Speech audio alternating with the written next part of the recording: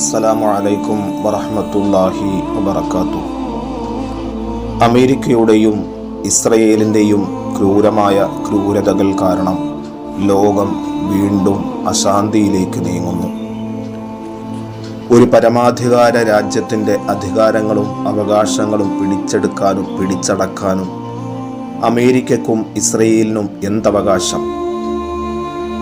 പതിനായിരക്കണക്കിന് പിഞ്ചു കുഞ്ഞുങ്ങൾ ഉൾപ്പെടെയുള്ള ലക്ഷക്കണക്കിനു പേരെ ക്രൂരമായി കൊന്നുതള്ളിയ ഇസ്രയേലും അമേരിക്കയുമാണോ ലോകത്ത് ശാന്തിയുടെ പാഠം പഠിപ്പിക്കാൻ ഇറങ്ങിത്തിരിച്ച വലിയച്ഛന്മാർ?